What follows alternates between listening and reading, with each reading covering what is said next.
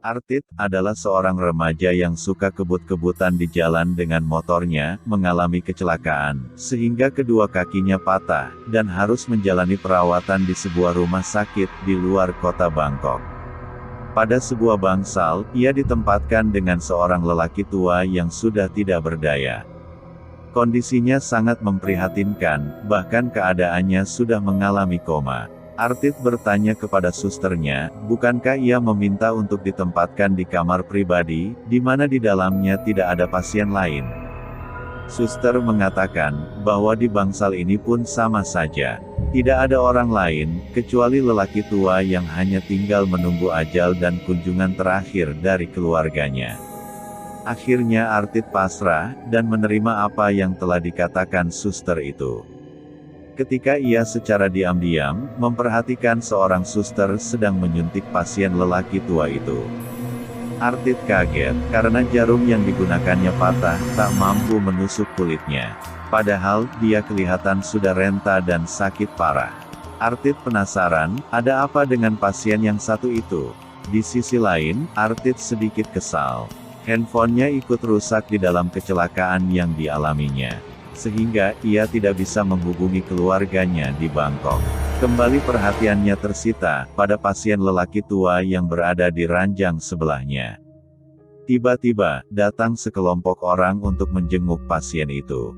Mereka terlihat sangat aneh, dan kaku. Mereka melakukan ritual khusus, dan memberikan persembahan sesaji. Ketika malam tiba, Artit terbangun dari tidurnya. Secara refleks timbul rasa penasaran, untuk mengetahui keadaan lelaki tua itu lebih seksama. Artit mencoba menyingkapkan tirai yang memisahkan antara ranjangnya, dengan ranjang lelaki tua itu. Kelihatannya, ia tertidur pulas dengan tarikan nafasnya yang berat. Ketika Artit hendak berbalik, lelaki tua itu telah berdiri di belakangnya. Artit merasakan lehernya ada yang mencekik dengan kuat. Ia berontak, dan mencoba menggapai alarm untuk meminta pertolongan suster jaga.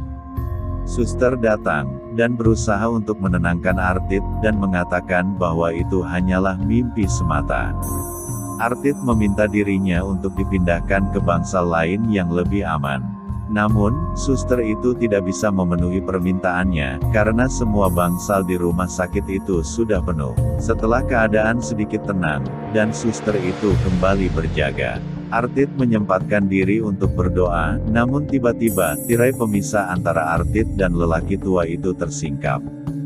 Terlihat lelaki tua itu sedang berdoa, sama halnya dengan apa yang dilakukan oleh Artit, namun suara yang keluar dari mulutnya terdengar menggeram dan mengerikan. Artit panik, hingga ia terjungkal dari ranjangnya. Ia berusaha merangkak meraih pintu kamar, menuju keluar untuk mencari pertolongan. Suster dan beberapa perawat segera datang mendengar kegaduhan itu.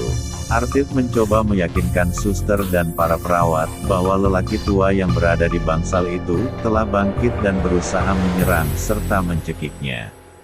Namun mereka tidak percaya, dan menganggap bahwa itu hanyalah halusinasi belaka. Artit berontak, meminta untuk dipindahkan ke ruangan yang lain. Dengan sigap, suster memberikan suntikan penenang kepada Artit. Ia pun tidur pulas tak berdaya. Perlahan, cairan infus menetes di tabungnya.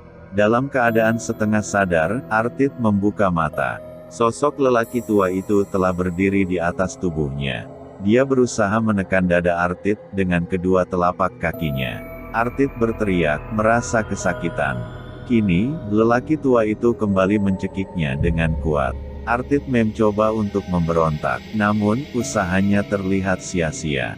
Ia mencoba mencengkeram wajah lelaki tua itu, yang terus mendekatkan wajahnya kepada Artit.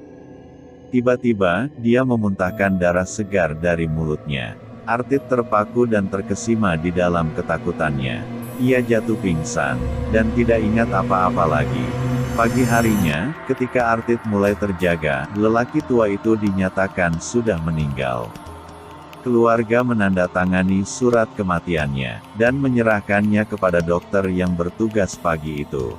Artit duduk di kursi roda dengan tatapan matanya yang kosong.